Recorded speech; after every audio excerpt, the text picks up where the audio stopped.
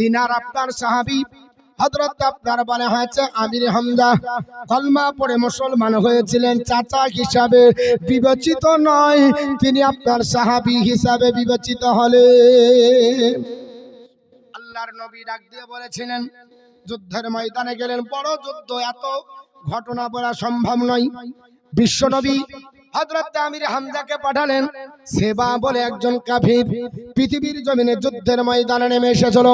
আমির হামজা রাদিয়াল্লাহু তাআলা আনহু যুদ্ধের ময়দানে তাকে পৃথিবীর জমিন থেকে তরবারির আপনার আঘাত করে পৃথিবীর জমিন থেকে বিদায় করলো। ওয়াহাশিকে ডাক দিয়ে বলা হয়েছিল, ওয়াহাশি কিভাবে তুমি আপনার আমির হামজাকে শহীদ করলে? ওয়াহাশি বলেছিল, শোনো, আমার আপনার বলা হয়েছে গরীব, নাম হলো আপনার জুবাইর বিন মুতিম। আমাকে ডাক দিয়ে বলেছিল, ওয়াহাশি রে, যদি তুমি আজাদ প্রাপ্ত হতে যাও, যদি নিষ্কৃতি পেতে যাও, আমার কাছ থেকে যদি আজাদ হতে যাও, তাহলে তোমাকে একটা দায়িত্ব বহন করতে হবে। মুহাম্মাদের চাচা আমির হামজাকে পৃথিবীর জমিন থেকে বিদায় করতে হবে, তাহলে আমি তোমাকে আজাদ করে দেব। আমি ওই সুযোগ আপনার নেবার পরে, আমি উহুদের যুদ্ধে আসার পরে, আমি পাথরের আপনার আঘাতে আহতে আমি নিজের আপনার বলে আছে নিজের জানকে লুকিয়ে রেখেছিলাম, শরীর লুকিয়ে রেখেছিলাম, একটা আপনার বললাম ধরেছিলাম। আমি পৃথিবীর জমিনে কাউকে লক্ষ্য করিনি, আমি শুধু আমির হামজার দিকে লক্ষ্য করেছিলাম।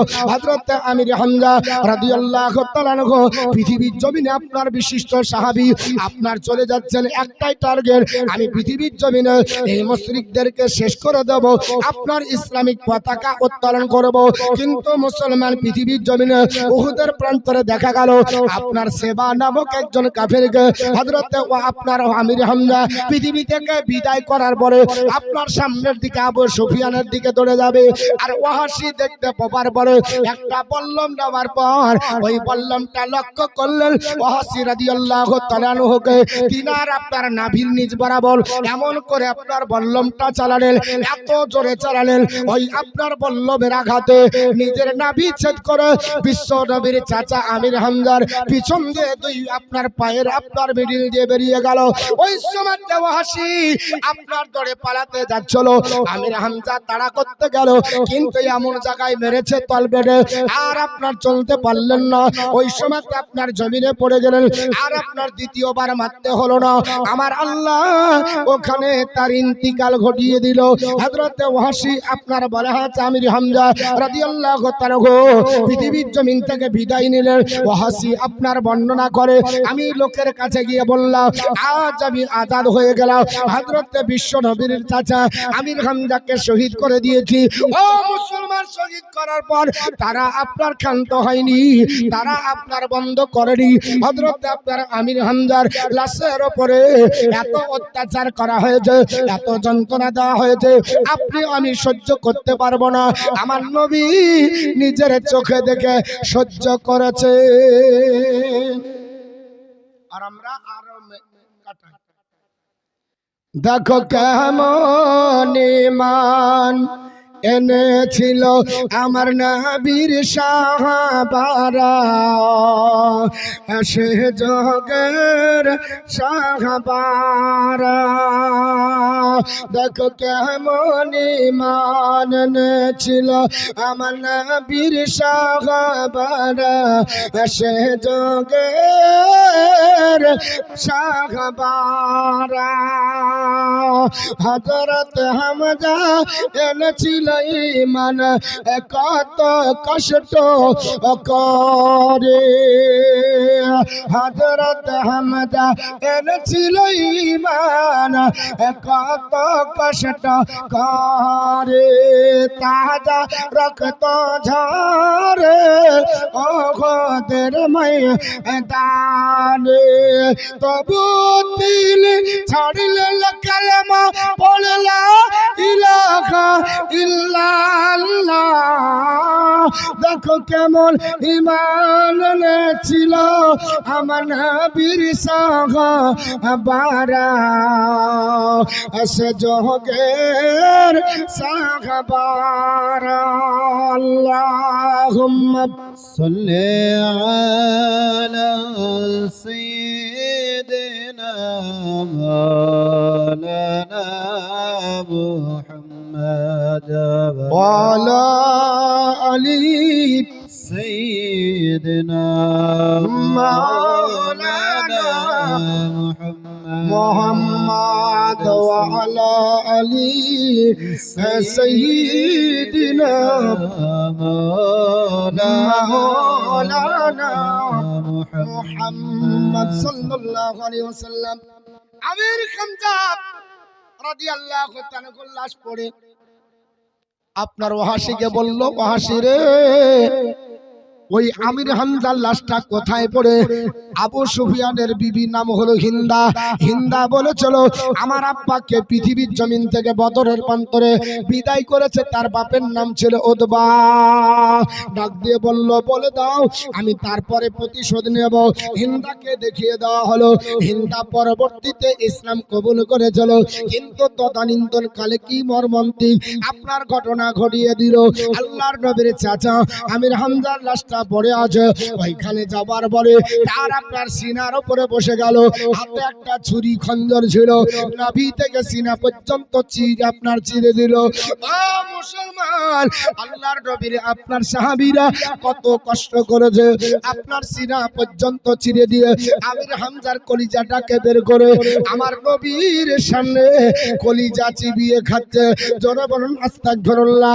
আপনার মুসলমান এত দুঃখ, এত যন্ত্রণা, বেদনা, এত আপনার হৃদয়গ্রাহী, এত বেদনাদায়ক যুদ্ধ বাবা পৃথিবীর জমিনে মুসলমানকে সহ্য করতে হয়েছে।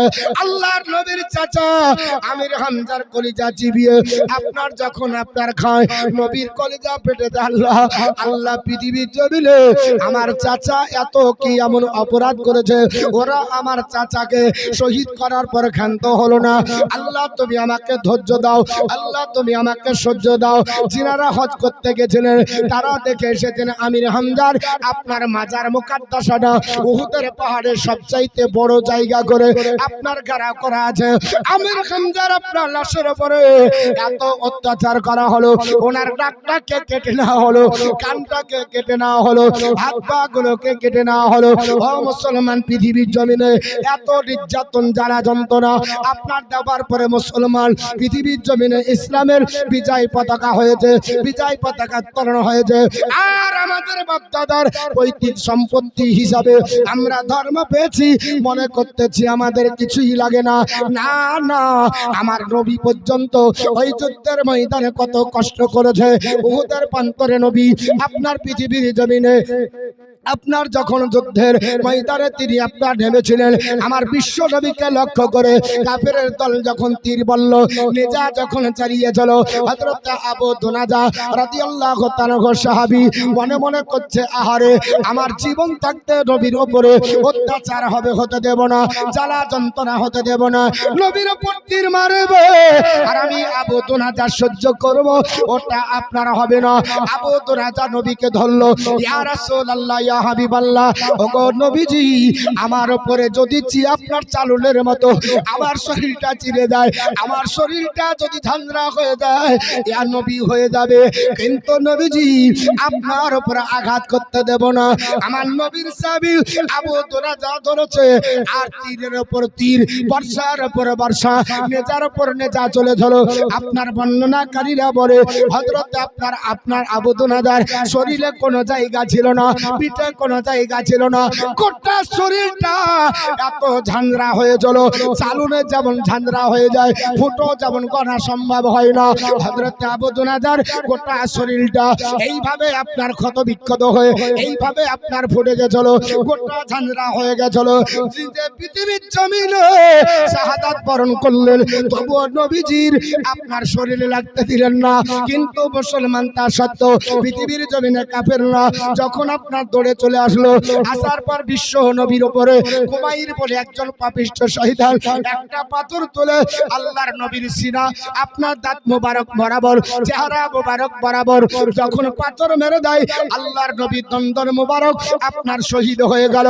নবী আপনার পড়ে গেলেন। আল্লাহর নবী পৃথিবীর জমিনে ওই উহুদের প্রান্তরে আপনার বলে হাত আশ্রয় চাইলো। উহুদ পাহাড় ডাক দিয়ে বলে ইয়া রাসূলুল্লাহ, ওগো নবীজি, আপনি আমার উপরে আপনার শুয়ে যান, আপনি আমার কাঁধের উপর আপনার জায়গা নেন, আমি উহুদ পাহাড় আপনাকে তোলার মতো নরম করে দেব। ওই কাফেররা চিনতে পারেনি, পাপিষ্ঠরা চিনতে পারেনি। আমার নবী দন্দর মোবারক আপনার শাহাদাতের পরে বেহুশ হয়ে পড়েছিল বলে লোহার দুটো পেরেক নবীর আপনার বলে হাতে মাথায় ঢুকে যায়। আল্লাহর নবী কষ্ট পেতেছে। হযরতে আপনার বলে হাতে আপনার উতবা বিন জাররা রাদিয়াল্লাহু তাআলা, উবাইদা ইবনে জাররা রাদিয়াল্লাহু তাআলা, আল্লাহর নবীর আপনার বলে হাতে লোহার এই শিকলগুলো বের করার জন্য ডাক দিয়ে বলেন ইয়া রাসূলুল্লাহ, ইয়া হাবিবাল্লাহ, নবীজি এত কষ্ট আপনাকে দিচ্ছে। নবী গো, আপনার লোহার আপনার কড়া আপনার মাথায় ঢুকে গেছে।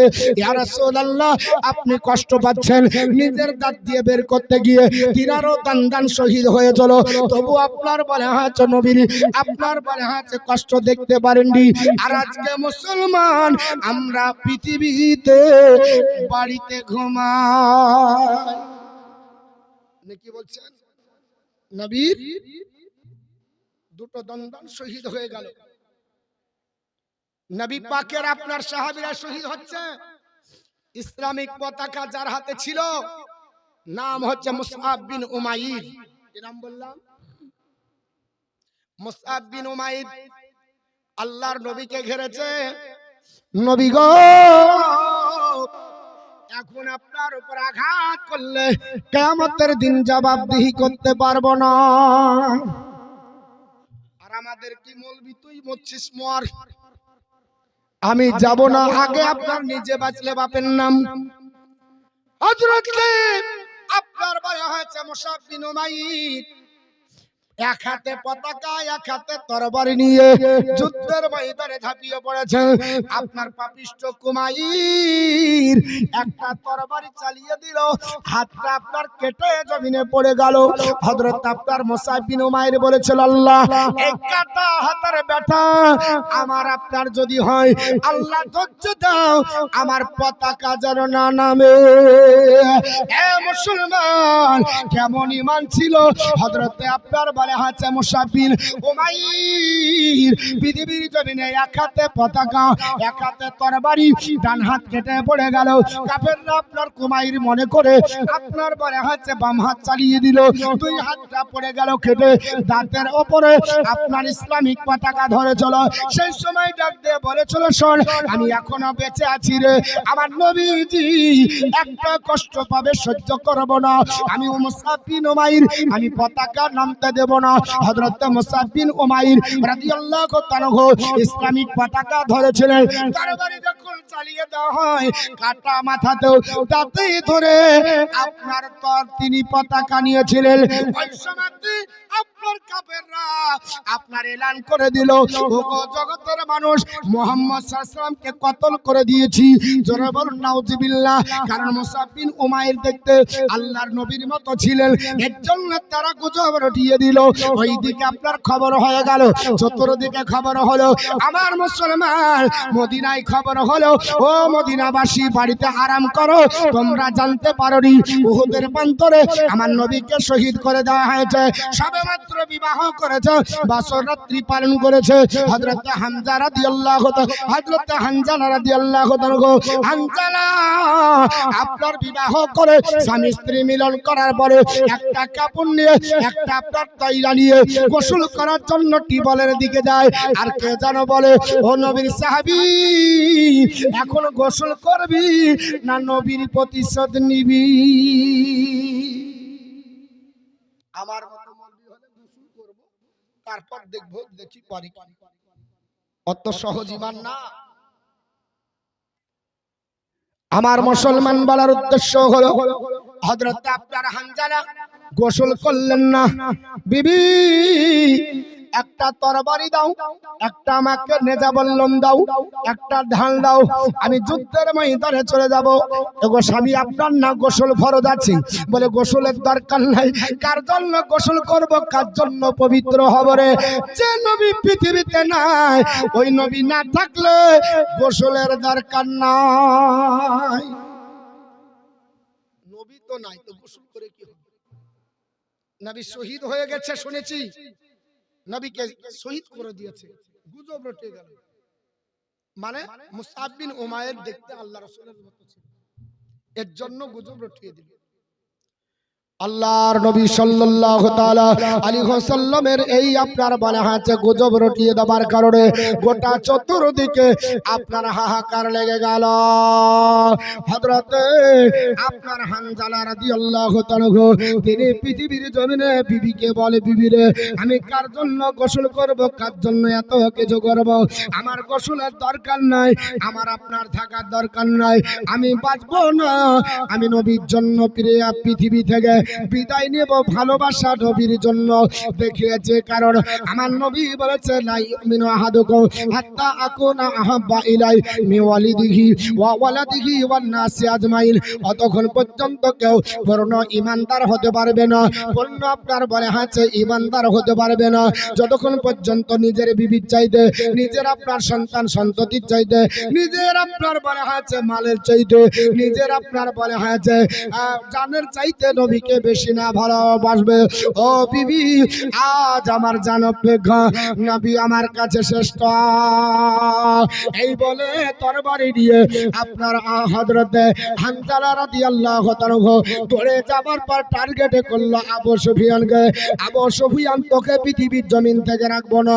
এই বলে আপনার কলা গাছ কচু গাছ কাটতে কাটতে যেমন আপনার কেটে মানুষ পরিষ্কার করে দেয়, হযরতে হানজালা রাদিয়াল্লাহু তাআলা যুবক সাহাবী আপনার বলে হাঁচে কাটতে কাটতে রাস্তা পরিষ্কার করে চলে যায়।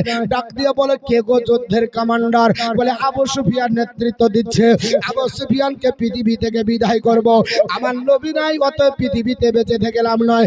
এই বলে যখন সামনের দিকে এগিয়ে যায়, ওই যেতে যেতে আবু সুফিয়ানের দিকে মারবে।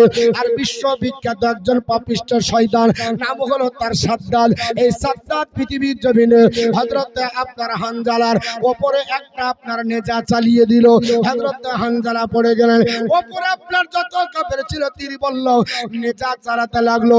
হযরতে আপনার হানজালা রাদিয়াল্লাহু তাআলা আনহু সেই আপনার উহুদের ময়দানে শাহাদাত বরণ করলেন, শহীদ আপনার হয়ে গেলেন।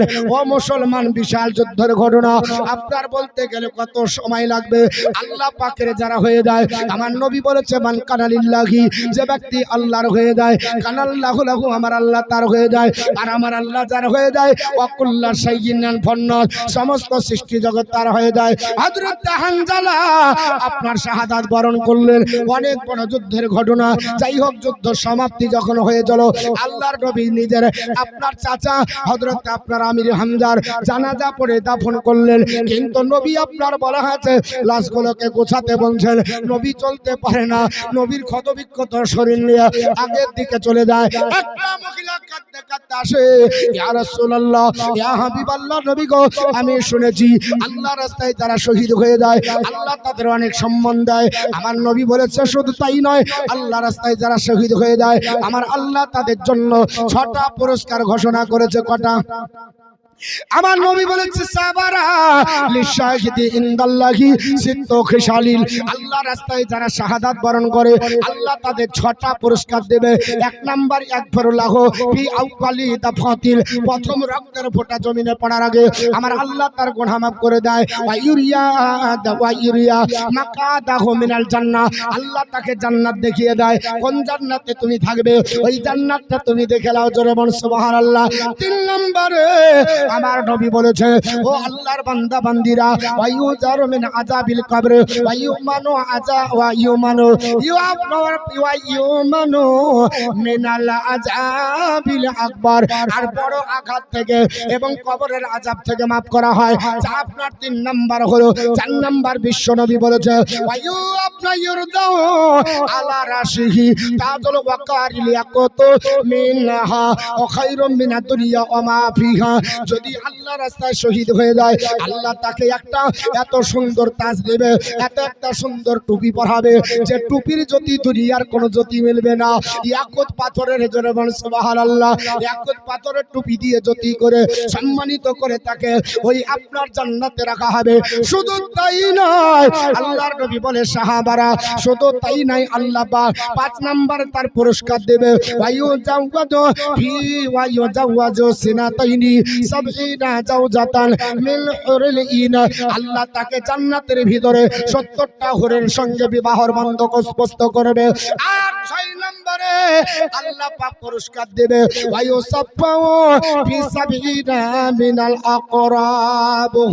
আল্লাহ পাক বলবে ও আল্লাহর রাস্তায় শহীদ হওয়া বান্দা, তুমি শহীদ হয়েছো বলে হ্যাঁ। আল্লাহ বলবে কি চাও বলো? বলে আল্লাহ দুনিয়াতে আমি যাব, আবার শহীদ হব, আবার দিনের জন্য জিহাদ করব। আল্লাহ বলবে না না, আর যেতে হবে না, আমি আল্লাহ তোমাকে এমন ক্ষমতা দিলাম, তোমার নিকট আত্মীয় 70 জনকে শাফায়াত করে জান্নাতে নিয়ে যাও। কতজন? 70 জনকে শাফায়াত করবে একজন শহীদ। এত আপনার বলা হয়েছে তাকে সম্মান দেওয়া হবে জান্নাতুল ফিরদাউস। যারা আপনার পৃথিবীর জমিনে শাহাদাত বরণ করে ইসলামের জন্য, এদের মর্তবা এত বেশি। আল্লাহ রাসূল সাল্লাল্লাহু তাআলা আলাইহি ওয়াসাল্লাম বলেছে যে আল্লাহ পাক এত ক্ষমতা দিবে 70 জনকে শাফায়াত করবে। আমির হামজা রাদিয়াল্লাহু তাআলা আনহুর শাহাদাত, হযরত হানজালার শাহাদাত, হযরত আপনার তালহার শাহাদাত, হযরত আবু দুনাদার শাহাদাত, এই শাহাদাত বরণ করেছে এরা জান্নাতুল ফিরদাউস পাবে। জায়গা হযরত আপনার হানজালার স্ত্রী দৌড়ে চলে আসলো, ওগো নবী, ওগো আল্লাহর পয়গম্বর, সবাইকে দাফন করবেন।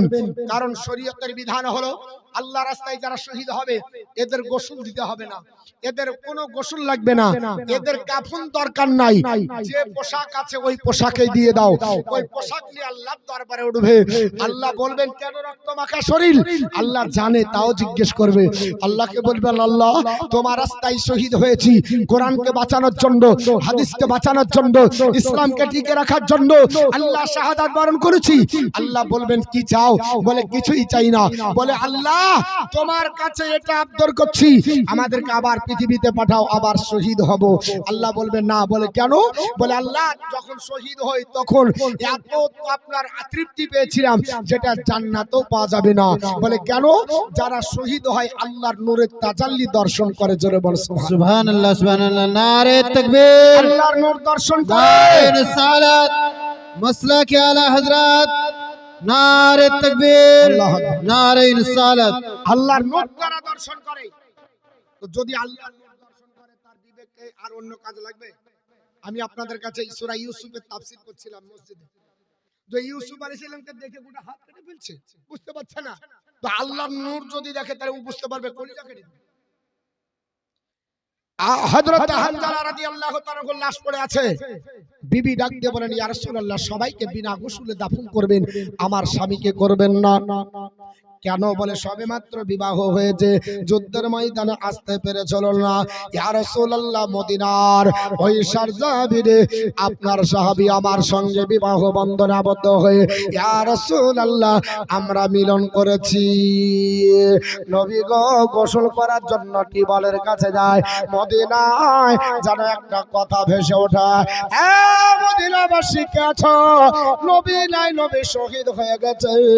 ইয়া রাসূলুল্লাহ আপনার মহব্বতের কারণে আমার মহব্বত ত্যাগ করেছে, গোসল ত্যাগ করে এই যুদ্ধের ময়দানে এসে শহীদ হয়ে গেছে। ইয়া রাসূলুল্লাহ সবার বিনা গোসলে দাফন দেবেন। ওগো নবী আমার স্বামীকে গোসল দিবেন, কারণ ফরজ গোসল বাকি। নবী বললেন আবু বকর ওমর লাব্বাইকা ইয়া রাসূলুল্লাহ। বলেন আমার হানজালার লাশটা একটু খোঁজো। আল্লাহ ডাক দেয়া বলে জিবরিল লাব্বাইকা। আল্লাহ খবর বলে এ জিবরিল দুনিয়ায় চলে যা, আমার নবীকে বল আমার নবীর মহব্বতের কারণে হানজালা ফরজ গোসল ব্যতি রেখে যদি আমার রাস্তায় জীবন দিতে পারে, আমি আল্লাহ তার আপনার গোসলের বন্দোবস্ত দুনিয়ার কোনো পানি দিয়ে করাবো না। আমি আল্লাহর ইচ্ছা হলো জান্নাতের ফারিস্তার মাধ্যমে জান্নাতের হাউজে কাউসারের পানি দিয়ে আমি করাতে চাই। সুবহানাল্লাহ, সুবহানাল্লাহ। আপনার সাহাবীকে খুঁজবেন না। নবীর কাছে জিবরিল হাজির হয়ে গেল। ওগো নবীজি, আপনার মহাব্বতের কারণে হযরত হামজা ফরজ গোসল করেনি। ওগো নবী, আপনার সাহাবীর গোসলের জন্য চিন্তা করেন না। আল্লাহর রহমতি ফেরেশতার দল আমরা তুলে নিয়ে আমির হামজাকে জান্নাতে ভরেছি।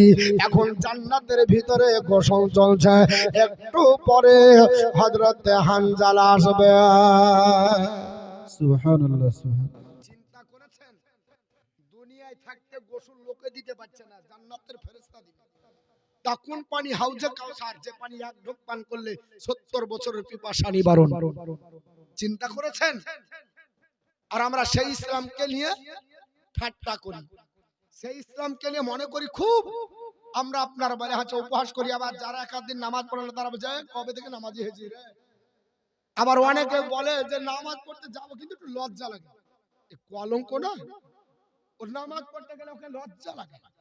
হ্যাঁ, তো যাই হোক, আমি আপনাদের কাছে বেশি বক্তৃতা করব না, কারণ এই যুদ্ধের ঘটনা বলতে গেলে কমসে কম 3 ঘন্টা দরকার। এত বড় যুদ্ধের ঘটনা বলা সম্ভব নয়। আমি আপনাদের কাছে বিদায় নেব, আমার পরবর্তী বক্তা প্রধান বক্তাকে দিয়ে দিব। কিন্তু যেহেতু আপনারা জানেন যে এ জালসাই আমাদের এলাকার যারা মারা গেছে, আমরা তাদের জন্য দোয়া করব। বাপ নাই, মা নাই, আত্মীয় স্বজন নাই, গহীন অন্ধকার কবরে চলে গেছে, তাদের জন্য দোয়া করব। আর হ্যান্ডবিলে লেখা আছে রানীতারা জুম্মা মসজিদের উন্নতি কল্পে। তো উন্নতি যতটুকু আল্লাহ রেখেছে ততটুকুই হবে। এর আগে আমি জালসা করেছিলাম ওখানে, সেখান থেকে আমাদের বেশ কিছু টাকা, প্রায় 2 লক্ষ অ্যাবাব কালেকশন আপনারাই দিয়েছিলেন। আর সেটাকে আমরা খরচ করে আমরা পুনরায় 2 তলা পর্যন্ত বাথরুমের অজুখানা সব আপনার বলা হয়েছে করেছি। কিন্তু এখনো কিছু কাজ বাকি, যেমন আমরা টালি করতে পারি, আমরা কারেন্টের ওয়্যারিং করতে পারিনি, আমরা পারিনি কি রং করতে পারিনি। তো আপনাদের কাছে বেশি লাই, মা বোন আছে, আপনারাও আছেন, আমি দোয়া করবার বক্তা ইনশাল্লাহ চলে আসবে। একটা কোন আল্লাহর বান্দা পারবেন 2 পেটি টালির দাম দিতে, যদি ম্যাট টালি লাগাবো ওখানে 600 টাকা করে 1200 টাকা দিতে পারবেন? 2 পেটি টালির দাম 600 টাকা করে 1200 টাকা। আছে কোন আল্লাহর বান্দা বলতে পারবেন যে আমি 2 পেটি টালি লাগিয়ে দেবো? যতদিন টালিটা থাকবে আপনার ওই টালির উপরে দাঁড়িয়ে একজন আল্লাহর বান্দা নামাজি আপনার ওযু করবে, ওযু করার পরে যাবে। আল্লাহ রাসূল বলেছে যখন বান্দা বান্দি ওযু করে সঙ্গে সঙ্গে তার গোটা আপনার ওযুর যতটা ফোঁটা পানি পড়ে ততটা গোড়া ঝরে পড়ে যায়। বেনামে 211 টাকা আল্লাহ দান কবুল করুক। জোরে বলেন।